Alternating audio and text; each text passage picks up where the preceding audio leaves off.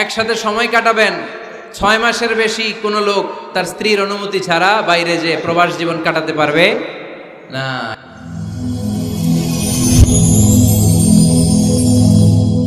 Rose TV 24. Enjoy by listening to the Holy Quran. প্রত্যেকের আলাদা ব্যক্তিগত রুচি, চাহিদা, মতামতের গুরুত্ব আছে না নাই? এজন্য প্রত্যেক স্বামীর উচিত স্ত্রীর বৈধ ব্যক্তিগত যে কাজ, অবৈধগুলা না। আবার স্ত্রী বলল যে জি বাংলা দেখবো, তুমি একটা টিভি নিয়ে আসো, আনা যাবে? কথা বলেন। স্ত্রী বলল চলো পহেলা বৈশাখে আমরা নাচানাচি করব তুমি আর আমি মিলে, এটা মানা যাবে না। স্ত্রীর ব্যক্তিগত বৈধ কাজের স্বাধীনতা দেয়া। আম্মা জান আয়েশা রাদিয়াল্লাহু তাআলা আনহা বলেন, ওয়া কানা লি সাওয়াহিবু ইয়ালআবনা মাই। বুখারীর বর্ণনা, আমি যখন আল্লাহর হাবিব সাল্লাল্লাহু আলাইহি ওয়াসাল্লামের বাড়িতে বউ হয়ে আসলাম, আমার কিছু খেলার সাথী ছিল। আমি কাপড় দিয়ে পুতুল বানাতাম আর ঘোড়া বানাতাম, এগুলো দিয়ে খেলতাম। আমার সাথীরা আসলে রাসূল সাল্লাল্লাহু আলাইহি ওয়াসাল্লাম ঘরের পর্দা নামিয়ে দিয়ে আমার জন্য ঘরটা ছেড়ে দিত। সুবহানাল্লাহ কইতে পারলেন না?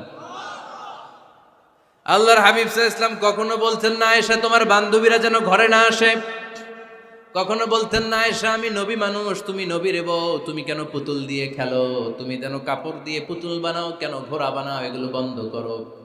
কোনদিন বিশ্বনবী আম্মা জান আয়েশা রাদিয়াল্লাহু তাআলা আনহার পুতুল খেলায় বাধা দেন নাই, সাথীদের সাথে খেলাধুলায় কখনো বাধা দেন নাই। সুবহানাল্লাহ পড়েন। ছোট্ট মেয়েদের জন্য কাপড়ের পুতুল দিয়ে খেলাধুলা করা এটা জায়েজ, কারণ ছোট্ট মেয়েরা দেখবেন পুতুল বানায়, এটারে দুধ খাওয়ায়, এটার জন্য রান্না করে, এটার গোসল করায়।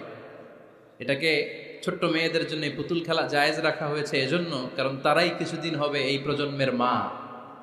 তাদের সন্তানদেরকে কেমন করে লালন পালন করবে তার একটা প্র্যাকটিস খেলার ছলেই ছোটবেলায় হয়ে যায়। সুবহানাল্লাহ পড়েন। এজন্য 3 নম্বর দায়িত্ব স্ত্রীর ব্যক্তিগত হালাল যে কাজগুলো আছে তার ব্যক্তিগত এই ভালো কাজগুলোতে আপনার স্বাধীনতা দিতে হবে, বাধা দেয়া যাবে না। 4 নম্বর দায়িত্ব স্ত্রীর প্রশংসা করবেন। কি করবেন? প্রশংসা। আমরা খালি দোষ খুঁজি, তোমার রান্না ভালো না, তোমার চেহারা ভালো না, তোমার বাপ ভালো না, তোর মা ভালো না, তোর 14 গোষ্ঠী খারাপ, আছে না নাই? তো এই বেডি আপনার ভালোবাসবে? এই বেডি তো আজীবন আপনার বদনাম করবে, ঠিক কি না? কোনোদিন তারে আপনি প্রশংসা করলেন না, প্রশংসা করবেন। স্ত্রীর চেহারার প্রশংসা করেন, যে তুমি সুন্দর, তুমি সুন্দরী, এরকম বলেন, খুশি হবে না? হ্যাঁ, তুমি সুন্দর তাই চেয়ে থাকি, সে কি মোর অপরাধ? কোনো অপরাধ নাই, ইচ্ছা মতো গাইতে থাকেন স্ত্রীর শানে গান, সব আসারা নাই। তবে শুধু স্ত্রীকে শোনানো যাবে, ভাবিরে শোনানো যাবে, শালীরে শোনানো যাবে, পাশের বাড়ির কাউরে শোনানো যাবে? দেখেন ইসলাম কত চেক এন্ড ব্যালেন্স। স্ত্রীকে আপনি গান শোনান, কোনো গুনাহ নাই, আছে শুধু সওয়াব। সারাদিন এই মহিলাটা ফজরের পর থেকে উঠে ঘর গুছায়, মশারিগুলো খোলে, বিছানা পরিষ্কার করে, বাচ্চাদেরকে ক্লিন করে, স্কুলের টিফিন রেডি করে দেয়, বাচ্চাদেরকে স্কুলে যেতে দেয়, আপনার জন্য খাবার রেডি করে, কাপড় ধোয়, ঘরের সবাইকে দেখভাল করে। একদিনও আপনি তার এপ্রিসিয়েশন করলেন না, এরকম ডাকাইত স্বামী আছে না নাই? এপ্রিসিয়েট করবেন, আমরা ভুলে যাই, একটা থ্যাঙ্কস দিতে ভুলে যাই, একটা জাযাকিল্লাহ, আল্লাহ তোমাকে জাযা দেখ, এটাও বলি না। বলবেন তুমি সুন্দরী, তুমি অনন্যা, তুমি সুস্নিগ্ধা, তুমি প্রিয়ংবদা, তুমি সুহাসিনী, তুমি সুকেশিনী, তুমি সুভাষিনী, তুমি অসূর্যম পোষ্যা, মেঘে কালো কেশ, কাজল কালো চুল, হরিণের মতো ডাগর ডাগর দুটি তোমার চোখ। আহা হা হা, যে পোলাপাইন খুশি হয়ে গেছে। আহা হা, ওরা মুখস্থ রাখতেছে, বলবে এগুলা, বিয়ে করে নাই কিন্তু এখনো। তো জায়গা মতো বলবা, গার্লফ্রেন্ডে বলো না। আবার কাকে বলবা? স্ত্রীকে। কাকে? স্ত্রীকে। পারা যাবে না একটু এপ্রিসিয়েশন দেওয়া যাবে না ওনাদেরকে? একটু প্রশংসা করবেন। প্রশংসা পেলে নারীরা বড্ড খুশি হয়। যদি আপনি বলেন যে তোমার রান্নাটা আজকে অসাধারণ হয়েছে, দেখবেন আরেক বাটি আইনা দিতেছে, খাইতে পারতেছে না, এরপরে পাতে তুলে দেয়, আরেকটু খাও, আরে খাও না, আছে না নাই? ওই যে প্রশংসা করছেন, খুশি হয়ে গেছে। তো আপনি 10,000 টাকার বান্ডিল দিয়ে আপনার বউকে যত খুশি করতে না পারবেন, রান্না মজা হয়েছে এইটা বলে আপনি অনেক বেশি খুশি করতে পারবেন। আল্লাহর হাবিব সাল্লাল্লাহু আলাইহি ওয়াসাল্লাম কখনো স্ত্রীদের রান্নার বদনাম করে নাই। সুবহানাল্লাহ পড়বেন না? আওয়াজ করে পড়েন সুবহানাল্লাহ। আজ থেকে স্ত্রীর সৌন্দর্যের প্রশংসা করবেন, কাজের প্রশংসা করবেন, রান্নার প্রশংসা করবেন, অ্যাপ্রিসিয়েশন দিবেন। পারবেন তো? রান্নার প্রশংসা নিয়ে মজার একটা গল্প আছে, শুনতে চান? এক লোক মনে মনে নিয়ত করছে যে আয়রে, জীবনে তো রান্নার প্রশংসা করলাম না, আজকে রান্নার প্রশংসা করব। তো মাহফিল শেষে বাসায় গেছে, স্ত্রী তাকে খাবার দিয়েছে, স্বামী খাবার খায় আর মিটি মিটি হাসে। স্ত্রী বলে, এই মাহফিল শুনে আসছো, রাত বাজে 12টা, খাচ্ছ ভালো কথা, হাসো কেন? তো স্বামী বলে, হাসি এর কারণ হচ্ছে তোমার রান্নাটা আজকে এত মজা হয়েছে না জীবনে, আজকে বাড়াই বাড়াই কইতেছে তো, জীবনে এত মজার রান্না খাই নাই, রান্না মজা হয়েছে শুই না। স্ত্রী তো রেগে গেছে, কি গত 10 বছর ধরে তোমারে রান্না করে খাওয়াই, একদিনও রান্নার প্রশংসা করলা না, আর আজকে পাশের ঘরের ভাবি একটু গরুর গোশতের তরকারি পাঠাইছিল বাটিতে করে, পাশের ঘরের ভাবি একটু আমাদের বাড়িতে তরকারি পাঠাইছিল, তো ওই তরকারি দিয়েই তোমাকে খাবার দিছি, আজকে আর রান্না টান্না আমি করি নাই। তো ওই বেটির রান্না তোমার এত ভাল লাগছে, এই 10 বছরে একদিনও কইলা না, আজকে এটা কইলা, খাও খাও, তোমার মজার খাওয়া, আর রান্ধুম না। তো প্রশংসা করলে বুঝে শুনে করবেন, একটু এনশিওর হবেন যে রান্নাটা করছিল কে, তা না হইলে কিন্তু ঘরে চুলায় আগুন জ্বলবে না, টানার রোজা রাখা লাগবে, ঠিক কি না? তো 4 নাম্বার গেল এপ্রিসিয়েশন, একটু এপ্রিসিয়েশন দিবেন। আল্লাহর হাবিব সব সময় স্ত্রীদের প্রশংসা করতেন।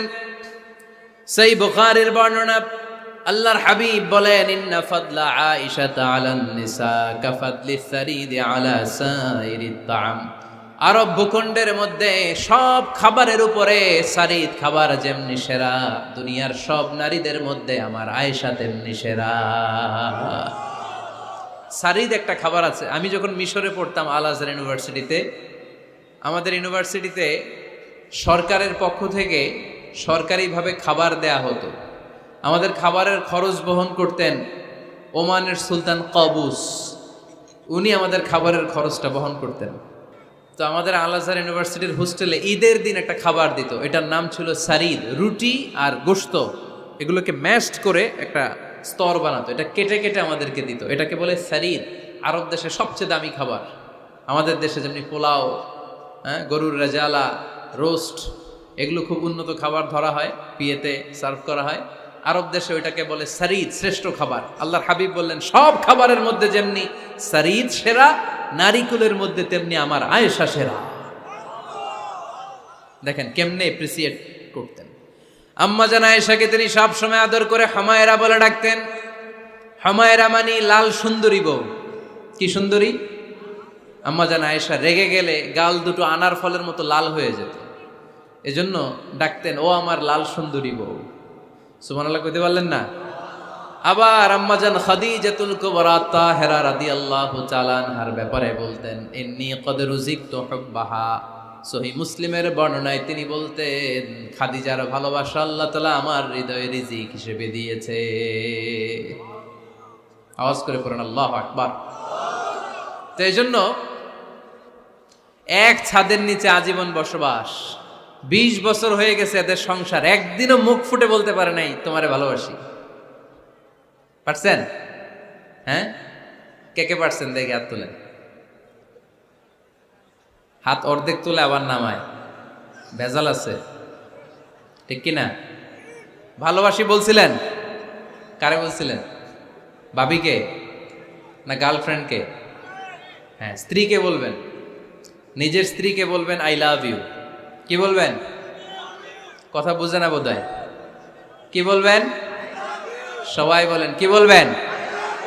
মুরব্বী একজনও কয় না, কয় এতদিন কইছি না, অহনও কম না। বলবেন, ভালোবাসা প্রকাশ করবেন। স্ত্রীরা এটা খুব চায়, স্বামীর পক্ষ থেকে এই খুনসুটিগুলো খুব পছন্দ করে। আপনি আজকে যে বলেন, দেখবেন ফ্যামিলির সুখ বাড়তে শুরু করছে। সুনানে তিরমিজির বর্ণনা, দেখেন বিশ্বনবী যে আই লাভ ইউ বলতো, তার দলিল শুনেন। সাহাবারা জিজ্ঞেস করলেন, ইয়া রাসূলুল্লাহ, মান আহাব্বুন নাসি ইলাইক, ও নবী, কারে সবচেয়ে বেশি ভালোবাসেন? Who do you love the most? নবী, কাকে সবচেয়ে বেশি লাভ করেন আপনি? সাহাবারা প্রশ্ন করলেন, ইয়া রাসূলুল্লাহ, কাকে লাভ করেন বেশি? আল্লাহর হাবিব সাল্লাল্লাহু আলাইহি ওয়াসাল্লাম বললেন, আয়েশা, আয়েশা রে। সুবহানাল্লাহ কইবেন না? সাহাবারা বললেন, ওমিনার রিজাল, পুরুষদের মধ্যে কারে বেশি পছন্দ করেন? বিশ্বনবী বললেন, আবুহা, আয়েশার বাবা রে। সাইয়েদনা আয়েশা রাদিয়াল্লাহু তাআলা আনহার বাবার নাম কি? আবু বকর। কি নাম? আবু বকর। আল্লাহর হাবিব সাল্লাল্লাহু আলাইহি ওয়াসাল্লাম বললেন, সবচেয়ে বেশি লাভ করি আয়েশাকে। সাহাবারা বললেন, ওমিনার রিজাল, পুরুষদের মধ্যে কারে বেশি লাভ করেন? আল্লাহর হাবিব সাল্লাল্লাহু আলাইহি ওয়াসাল্লাম বললেন, আয়েশার বাবা রে। সুবহানাল্লাহ পড়েন। আম্মা জান আয়েশাকে বিশ্বনবী এত ভালোবাসতেন। আম্মা জান আয়েশা পেয়ালার যেইখানে ঠোঁট লাগিয়ে দুধ পান করতেন, বিশ্বনবী পেয়ালার ওই জায়গাটা খুঁজে খুঁজে ওই জায়গায় ঠোঁট লাগিয়ে দুধ পান করতেন। আম্মা জান আয়েশা রাদিয়াল্লাহু তাআলা না গোশত খেয়ে হাড্ডি চষে হাড্ডিটা রেখে দিলে বিশ্বনবী আম্মা জান আয়েশার চষা হাড্ডিটা মুখে নিয়ে আবার চষতে শুরু করে দিতেন। পড়েন সুবহানাল্লাহ। দুইজন একসাথে এক বালতি থেকে পানি নিয়ে গোসল করতেন। পড়েন আল্লাহু আকবার। তাহলে এভাবে ভালোবাসা প্রকাশ করতে পারবেন তো? আল্লাহর হাবিব সাল্লাল্লাহু আলাইহি সাল্লাম ঘরের কাজে সাহায্য করতেন। আপনারা ঘরের কাজে সাহায্য করেন তো? আম্মা জান আয়েশা বলেন, বিশ্বনবী নিজ হাতে জুতা সেলাই করেছেন, নিজ হাতে জামা সেলাই করেছেন। মুসনাদে আহমদ ইবনে হাম্বলের বর্ণনা, আল্লাহর রাসূল সাল্লাল্লাহু আলাইহি ওয়াসাল্লাম দুধ খেতে মন চাইলে নিজ হাতে ছাগলের দুধ দহন করেছেন। সুবহানাল্লাহ পড়ে। নিজে আটার খামির বানাতেন, আম্মা জান আয়েশা চুলায় সেকা দিতেন। আবার আম্মা জান আয়েশা রাদিয়াল্লাহু তাআলা আনহা আটার খামির বানাতেন, বিশ্বনবী এটা চুলায় সেকা দিতেন। সুবহানাল্লাহ পড়ে। দুধ খেতে চাইলে নিজ হাতে বিশ্বনবী ছাগির ওলান থেকে দুধ দহন করে আম্মা জান আয়েশার কাছে এনে দিয়ে দিতেন। সুবহানাল্লাহ পড়ে। তাহলে ঘরের কাজে সহায়তা করবেন। ঘরের কাজে সহায়তা, হালাল বিনোদন, এটা ইসলাম জায়েজ রেখেছে। অনেকে আমরা বিনোদনটাকে হারাম মনে করি, এরকম আছে না নাই? হ্যাঁ, বিনোদন দুই ধরনের, একটা হারাম এন্টারটেইনমেন্ট আর একটা হচ্ছে হালাল এন্টারটেইনমেন্ট। আম্মা জান আয়েশা রাদিয়াল্লাহু তাআলা আনহাকে নিয়ে মরুভূমিতে দৌড়াদৌড়ি করতেন। ভাবির সাথে দৌড়াদৌড়ি করছেন কারা কারা? দেখি হাত তোলেন। হ্যাঁ, দৌড়াদৌড়ি করছেন কোথায়? যৌতুকের লাগে হেতেরে দৌড়াইছেন? হেতি বাসাল্লাই দিছে দৌড়, এই দৌড়াদৌড়ি না। আম্মা জান আয়েশা রাদিয়াল্লাহু তাআলা আনহার সাথে বিশ্বনবী মরুভূমিতে দৌড়াদৌড়ি করেছেন। বলেছেন, আয়েশা দেখো কে কার আগে ওই খেজুর বাগান ধরতে পারে, তুমি আগে না আমি আগে। একবার বিশ্বনবী জিতলেন, তার 7 বছর পরে প্রথমে আম্মা জান আয়েশা রাদিয়াল্লাহু তাআলা আনহা ওই দৌড়ে জিতলেন।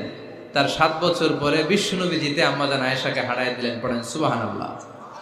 ঈদের দিন আম্মা জান আয়েশাকে হাবাসি সাহাবাদের তীর আর বল্লম দিয়ে যে খেলা চলতে, এই খেলা দেখাতেন। সুবহানাল্লাহ পড়েন। বিশ্বনবী খেলা দেখাতেন আম্মা জান আয়েশাকে। এই হচ্ছে স্বামীর দায়িত্ব। হালাল এন্টারটেইনমেন্ট আপনি করতে পারবেন। স্ত্রীর মতামতের গুরুত্ব দিবেন। অনেক স্বামী আছে বাজার করতে গেলে নিজের যেটা মন চায় ওইটাই কিনে, আসরা নাই? নিজে গরু খাবে, খাসি খাবে, খালি ওইটাই কিনে। আপনার বউ হয়তো পছন্দ করে আচার, পছন্দ করে জলপাই, আমড়া, এগুলো আনে না, আসরা নাই? খোঁজ খবর নিবে। অনেকে ফ্ল্যাট কিনতে মনে চায়, হুট করে কিনে ফেলে না। ভাবিরে জিজ্ঞেস করবেন কোন দিকে কিনলে ভালো হয়, ওয়াশরুমটা কোন দিকে দিতে হবে, কিচেনটা কোন দিকে দিলে সুবিধা, জানালাগুলো কোথায় দিলে সুবিধা, এগুলো সব ডিসাইড করে নেবেন। এই কারণেই দাম্পত্য জীবনে সুখ নাই। একসাথে সময় কাটাবেন, 6 মাসের বেশি কোনো লোক তার স্ত্রীর অনুমতি ছাড়া বাইরে যে প্রবাস জীবন কাটাতে পারবে না। এদেশের অনেক লোক প্রবাসের সময় কাটায়। 6 মাসের বেশি স্ত্রীকে রেখে দিয়ে কোনো হাজব্যান্ড বিদেশে থাকতে পারবে না। সিলেটিরা লন্ডনে থাকে, 6 মাস পরেই আসতে হবে, ঠিক কিনা? স্ত্রীর জন্য দোয়া করবেন। স্বামীর পক্ষ থেকে স্ত্রীর জন্য দোয়া, এটার গুরুত্ব আছে না নাই? বিশ্বনবী তার স্ত্রীর জন্য দোয়া করতেন। স্ত্রীর জন্য দোয়া করবেন, রব্বানা হাব লানা মিন আজওয়াজিনা ওয়া যুররিয়াতিনা কুররাতা আ'য়ুন ওয়াজআলনা লিল মুত্তাকিনা ইমামা। ও আল্লাহ, আমার স্ত্রীদেরকে, আমার সন্তানদেরকে আমার চক্ষু শীতলকারী বানিয়ে দেন। পড়েন আমিন।